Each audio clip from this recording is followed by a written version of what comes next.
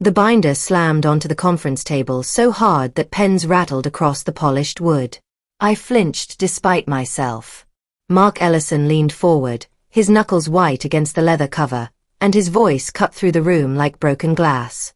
If she messes this up, the company bleeds $15 million. That's on her. 50 eyes turned toward me in unison. My face burned hot, but I forced my expression to stay frozen, emotionless. Mark's smirk widened as he watched me squirm internally. He thought he'd won. He thought he'd found the perfect scapegoat. The executives nodded slowly, their faces grave, as if my guilt had already been decided. My hands trembled beneath the table where no one could see them. I wanted to scream. I wanted to stand up and call him out right there. But I didn't. Instead, I did something far more dangerous. I smiled politely and nodded. Because even then, sitting in that room while my career burned around me, I knew something Mark didn't. He'd made a mistake. And I was going to make him pay for it. The meeting ended, and people filed out in uncomfortable silence. A few colleagues avoided my eyes. Others gave me sympathetic looks that felt more like pity than support. I gathered my notepad and pen slowly, buying time to steady my breathing. My chest felt tight, like someone had wrapped steel bands around my ribs. Mark stayed behind, pretending to organize his papers. When the last person left, he turned to me with that same smirk. "Better not screw this up, Nat," he said casually, like we were discussing the weather. "Your career's riding on it." The words were friendly on the surface, but underneath was pure venom. I met his eyes and forced another smile. "I'll handle it," I said quietly. He laughed, a short, sharp sound. "Sure you will." Then he walked past me, close enough that I could smell his expensive cologne. My hands clenched into fists the moment he disappeared through the door. Silent rage boiled inside me, but I channeled it into something useful. Focus. Clarity. Determination. I wasn't going to let him destroy me. My name is Natalie Brooks. I'm 43 years old, and I've worked at Coleman Industries for 20 years. 20 years of late nights. 20 years of saving failing projects that other people messed up. 20 years of missing birthdays, anniversaries, and family dinners because someone needed me to fix their mistakes. I was the dependable one. The fixer. The woman executives called when everything went wrong. I'd pulled this company through crises that should have buried it. And this was my reward. Mark Ellison, the golden boy who'd been promoted above me 3 years ago, had just made me the fall girl for a $15 million disaster. He stood in that conference room and told everyone that if this project failed, it would be my fault. Not his. Mine. The worst part. I knew exactly what he'd done. This wasn't incompetence. This wasn't bad luck. This was deliberate sabotage, carefully planned and perfectly executed. And Mark thought he was too clever to get caught. I sat in my office after the meeting, staring at my computer screen without really seeing it. My mind kept replaying the last 6 months. I'd been brought onto the Westfield contract in January, right after Mark took it over from the previous project manager. Back then, I'd thought it was an opportunity. A chance to finally prove I could handle something this big. The Westfield deal was huge.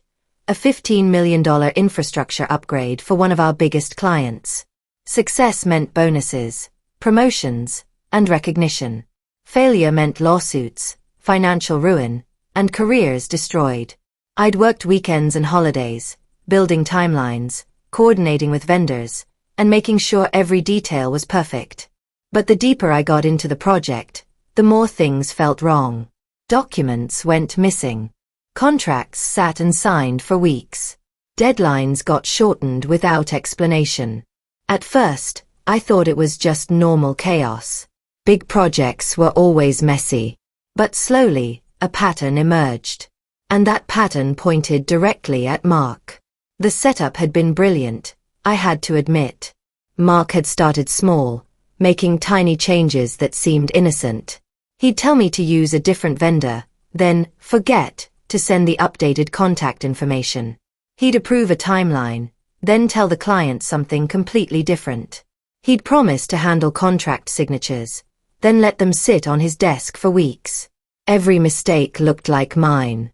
Every delay seemed like my fault. And when things started falling apart, he made sure everyone knew who was responsible. The conference room humiliation was just the final nail in the coffin. Mark had spent months building a case against me, creating a paper trail that made me look incompetent. And now, with the project in crisis and the client threatening to pull out, he'd publicly declared that I was to blame. It was perfect. Too perfect. Which meant he'd gotten careless somewhere. Arrogant people always did. And I was going to find where. That evening, I didn't go straight home. I sat in my car in the parking garage, hands gripping the steering wheel, and let myself fall apart for exactly 5 minutes.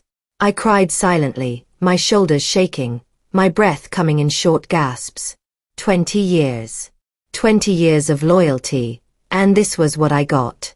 Public humiliation. A ruined reputation. The certain knowledge that if this project failed, I'd never work in this industry again. When the 5 minutes ended, I wiped my face with the back of my hand and looked at myself in the rearview mirror. My eyes were red and swollen. My mascara had smeared. I looked broken. Good. That's what Mark wanted to see. That's what everyone expected. But underneath the tears and the fear, something else was growing. Something cold and focused and absolutely ruthless. I pulled out my phone and opened a new note. At the top, I typed one sentence: everything Mark has done wrong. Then I started writing. And I didn't stop. The next morning, I arrived at the office early. The building was still mostly empty, just a few other workaholics and the cleaning crew finishing up. I went straight to my office and pulled out every file related to the Westfield project. Every email. Every contract. Every timeline and budget report. I spread them across my desk and started looking for patterns. It didn't take long to find them. In February, Mark had promised the client we'd use premium steel for the infrastructure materials. But the purchase order I found was for a cheaper alternative. The client didn't know. In March, Mark had approved a timeline that gave us 12 weeks for Phase 2. But he'd told me we only had 8 weeks. I'd worked myself to exhaustion trying to meet an impossible deadline. In April, 3 critical contracts had gone unsigned. I'd sent them to Mark for signatures. He'd told me they were done. They weren't. Every single problem I'd been blamed for had one thing in common. Mark's fingerprints were all over them. I started keeping copies of everything. Not just the obvious stuff, but everything. Every email Mark sent me. Every meeting where he changed the plan. Every conversation where he contradicted what he'd told the client. I created a folder on my personal laptop, not the company one, and backed up every document. I took photos of handwritten notes. I saved voicemails. I recorded meeting minutes. I became obsessed with documentation, capturing every detail before Mark could make it disappear. At work, I played the role of the nervous employee desperately trying to save her career. I smiled apologetically. I asked for help. I let Mark and his allies think I was drowning. But at night, in my home office, I was building something else entirely. A case. A timeline. A trap. Mark thought he'd set me up to fail. He had no idea I was setting him up too. And unlike his setup, mine had something his didn't. The truth. By the second week, I noticed Mark was getting more confident. He started making jokes about the project in meetings, little comments that reinforced the narrative that I was in over my head. "Natalie's doing her best," he'd say with a sympathetic smile. "It's a tough project." The other executives would nod understandingly. Poor Natalie. Struggling so hard. Can't quite handle the pressure. I wanted to throw my coffee in his face. Instead, I nodded along and thanked him for his support. His protege, Evan Carter, was even worse. Evan was a 30-year-old climber who'd attached himself to Mark the moment Mark got promoted. He'd sit in meetings and subtly undermine everything I said. "Are you sure about that timeline, Natalie? Did you double-check those numbers? Maybe we should have someone review your work. The two of them had perfected the art of destroying someone's credibility without ever saying anything directly cruel. It was death by 1,000 cuts. But I noticed something interesting. The more confident Mark got, the sloppier he became. In a staff meeting, Mark announced that the audit was coming. An external firm would review the entire Westfield project to figure out why we were behind schedule and over budget. Nothing to worry about, he said with a casual laugh. I've got everything under control. But I saw something flicker across his face. Just for a second. Panic. He covered it quickly, but I'd seen it. And in that moment I knew. Mark was scared. He'd been so focused on setting me up that he'd forgotten to cover his own tracks properly. The audit was his worst nightmare because auditors didn't care about office politics or who blamed whom. They cared about documentation, paper trails, evidence, all the things Mark had manipulated. I kept my face neutral, but inside, my heart was racing. This was my chance. The audit was in 3 weeks. I had 3 weeks to make sure the auditors found everything they needed to bury Mark. 3 weeks to turn his trap around and watch it snap shut on him instead of me. I started working even later than usual. Most nights, I was the last person in the office. I'd wait until everyone left, then I'd go through files Mark thought were buried. I found discrepancies everywhere. Vendor invoices that didn't match purchase orders. Email chains where Mark had told vendors to cut corners. Budget reports where numbers had been quietly changed. The man was either incredibly stupid or incredibly arrogant. Probably both. One night, around midnight, I found something that made my breath catch. A forgotten USB drive tucked into the back of a shared filing cabinet. I plugged it into my laptop, and my hands started shaking as I scrolled through the files. Contract drafts with missing signatures. Emails where Mark had explicitly told Evan to lose certain documents. Budget projections showing Mark knew months ago that we'd go over budget, but he'd hidden it. This wasn't just incompetence. This was fraud. Deliberate, calculated fraud. And now I had proof. I copied everything onto my own encrypted drive and put the USB back exactly where I'd found it. Then I sat in my dark office, staring at my computer screen, and tried to process what I'd just discovered. Mark hadn't just set me up to fail. He'd endangered the entire company. $15 million was on the line, and he'd been playing games with it to advance his career. He'd thought if the project failed under my watch, he'd come in as the hero to clean up my mess. He'd get credit for damage control while I took the blame for the disaster. It was sociopathic. And it was brilliant. Except he'd been too confident. Too sure that no one would dig deep enough to find the truth. Too certain that I'd crumble under pressure and take the fall quietly. He'd underestimated me. That was his biggest mistake. And now, with the audit 3 weeks away, I was going to make sure he paid for it. The next day, I started subtly steering conversations. When colleagues complained about delays, I'd casually mention details. Yeah, I'm still waiting for those contracts Mark was supposed to sign back in March. When Evan tried to blame me for a vendor issue, I'd politely correct him. Actually, I used the vendor Mark specified. I have the email if you want to see it. Small things. Quiet things. But seeds planted in the right ears. I noticed some of the older employees starting to look at Mark differently. They'd been around long enough to recognize patterns. They'd seen executives play these games before. I also noticed Mark starting to get nervous. His jokes became more forced. His smirks were tighter. He'd started watching me more carefully, as if he was trying to figure out what I was up to. Good. Let him wonder. Let him lose sleep. I'd been losing sleep for months because of him. Now it was his turn. The auditors arrived on a Monday morning. 3 people from Hamilton and Associates, the firm Coleman Industries had hired. They set up in a conference room and started requesting documents. I was called in first thing. The lead auditor, a woman named Patricia Huang, had. sharp eyes and an even sharper mind. She asked me to walk her through the project timeline. I did, calmly and professionally. When she asked about specific delays, I explained them honestly.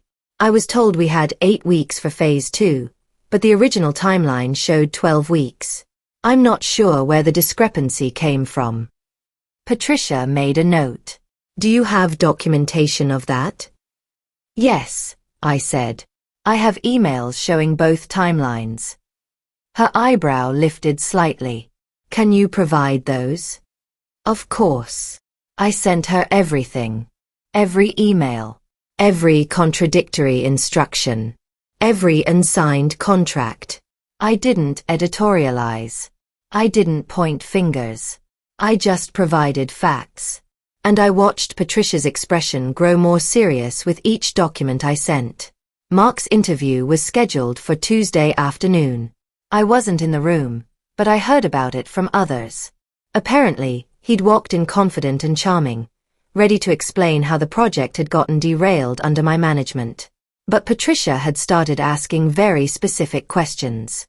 Questions about vendor contracts. Questions about timeline changes. Questions about unsigned documents and budget discrepancies. Mark had tried to deflect. You'd have to ask Natalie about that. But Patricia had emails showing Mark had made those decisions.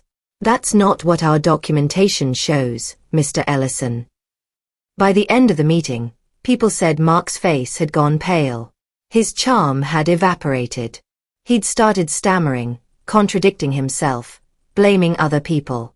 The golden boy was cracking under pressure. And everyone was starting to notice. Evan Carter, Mark's loyal protégé, was called in next. And apparently, he threw Mark under the bus in under 20 minutes. Evan had always been weak. He was good at sucking up to powerful people, but he crumbled the moment things got hard. Under Patricia's questioning, he admitted that Mark had told him to lose certain documents. He claimed he hadn't understood what Mark meant. He insisted he was just following orders. He practically begged Patricia to understand that he wasn't responsible. I actually felt sorry for him. Almost. By Wednesday, the entire office was buzzing with rumors. The audit wasn't going well. Mark was in trouble. Something big was coming. People started avoiding Mark in the hallways. His usual lunch crowd suddenly had other plans. Even the executives who'd nodded along during my public humiliation were keeping their distance. Office politics are brutal. When someone's rising, everyone wants to be their friend. But the moment they start falling, people scatter like rats off a sinking ship. Mark was falling. And everyone could see it. On Thursday morning, I was called back to meet with Patricia. She sat across from me, her expression unreadable, and slid a folder across the table. I need you to verify something, she said. Inside were copies of the documents I'd found on the USB drive. The emails where Mark had told Evan to hide files. The budget reports showing he'd known about the overrun. The contract drafts with missing signatures. Where did you find these? Patricia asked. In a shared filing cabinet, I said truthfully. I was looking for vendor contacts and found a USB drive. Patricia studied me for a long moment. You've been very thorough in your documentation, Ms. Brooks. I've been doing this for 20 years, I said quietly. I know how to cover myself. Something that might have been respect flickered across her face. Mr. Ellison made serious allegations against your competence. Based on what I've found, those allegations appear to be false. In fact, the evidence suggests deliberate sabotage on his part. My heart was pounding, but I kept my voice steady. What happens now? Patricia closed the folder. That's up to the company. But my report will be clear. The project failures were not due to your mismanagement. They were due to Mr. Ellison's deliberate interference and possible fraud. I let out a breath I hadn't realized I'd been holding. Thank you. Don't thank me, Patricia said. Thank yourself. If you hadn't documented everything so carefully, we might have missed this. That afternoon, Mark was called into a meeting with Patricia, the CEO, and the head of HR. He was in there for 2 hours. When he came out, his face was ashen. His hands were shaking. He walked past me without even looking in my direction. I watched him go, and for the first time in months, I felt something other than rage and fear. I felt satisfied. The trap had sprung. Not on me. On him. Exactly as I'd planned. Friday morning, the CEO sent out an email to the entire company. I read it 3 times, not quite believing what I was seeing. After a thorough audit of the Westfield project, we have discovered serious irregularities. Mark Ellison's employment with Coleman Industries has been terminated effective immediately. Natalie Brooks has been cleared of all concerns regarding her management of the project and will be promoted to Senior Project Director. The office exploded. People crowded around their computers, reading and rereading the email. Conversations erupted. Phones rang.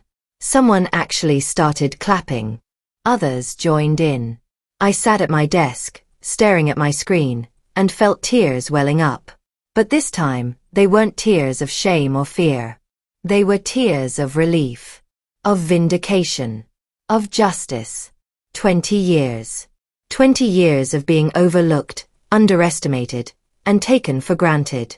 And finally, someone had seen the truth. I'd been right. I'd been competent. I'd been sabotaged. And now everyone knew it. An hour later, I watched through my office window as security escorted Mark out of the building. He carried a cardboard box with his personal belongings. His face was red, whether from anger or humiliation, I couldn't tell. Probably both. Employees lined the hallways, watching. No one said anything. They just watched as the golden boy took his walk of shame. The same walk he'd planned for me. As he passed my office, Mark looked up. Our eyes met through the glass. For a moment, neither of us moved. Then I did something I'd wanted to do for months. I smiled. Not a friendly smile. Not a sympathetic smile. A smile that said, I won. Mark's face twisted with rage, and he looked away. Security led him toward the exit, and I turned back to my computer. It was over. The nightmare was finally over. And I'd survived it. More than survived. I'd won. The following week, I met with the CEO, Helen Blackwood. She was a sharp woman in her 60s who'd built Coleman Industries from the ground up. She'd always been fair, but distant. We'd never had much personal interaction. Until now. Sit down, Natalie, she said, gesturing to the chair across from her desk. I sat. Helen studied me for a moment. I owe you an apology. I should have seen what Mark was doing. I should have questioned things earlier. You trusted him, I said. That's not a crime. No, Helen agreed. But it was a mistake. One that nearly cost this company $15 million and destroyed a valuable employee's career. She leaned forward. I've read Patricia's report. All of it. What Mark did wasn't just unethical. It was potentially criminal. We're exploring legal action. My eyes widened. Criminal. Fraud. Breach of fiduciary duty. Possibly more. Helen's expression hardened. Mark Ellison put this entire company at risk to advance his career. That's not acceptable. Not now, not ever. Helen stood and walked to her window, looking out at the city below. I want to offer you something, Natalie. Not just the promotion, though that's certainly yours. I want to rebuild the project management division with you as its head. New team. New structure. Real authority. I blinked, stunned. You're serious. Completely.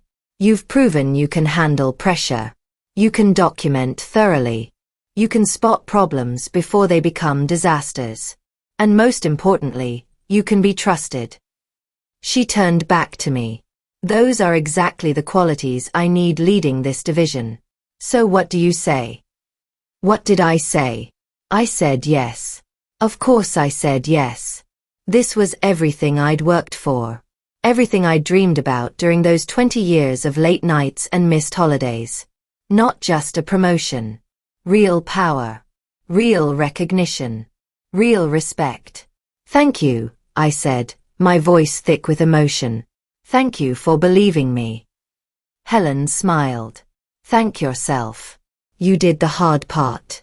You survived." Over the next month, I rebuilt the department from the ground up. I promoted people who'd been overlooked.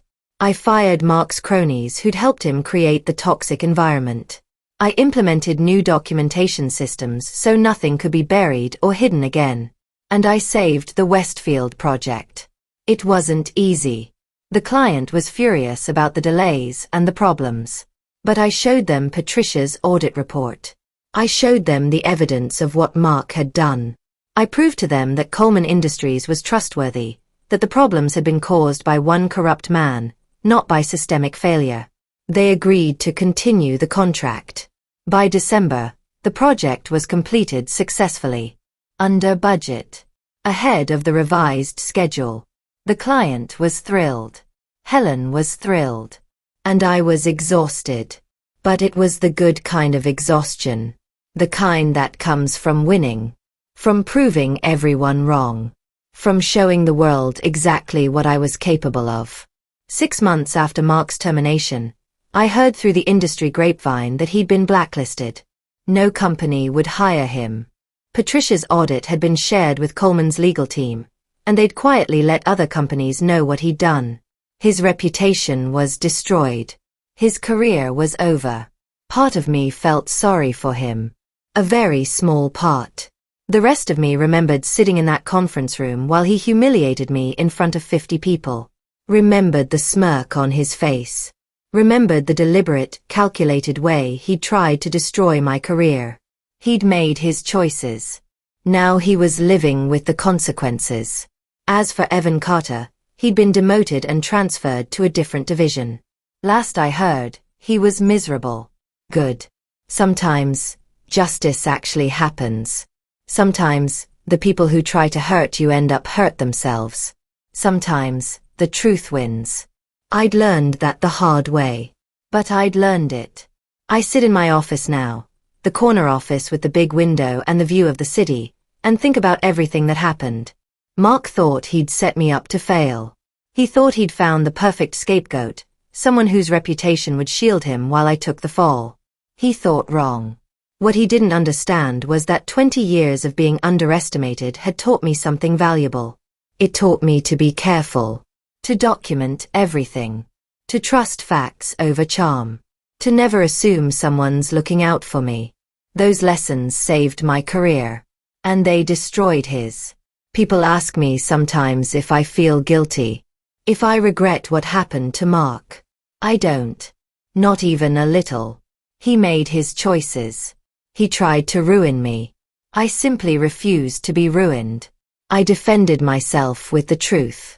If that destroyed him, that's his fault, not mine. This wasn't luck. This wasn't revenge. This was justice. This was me finally getting what I'd earned. And it felt absolutely perfect.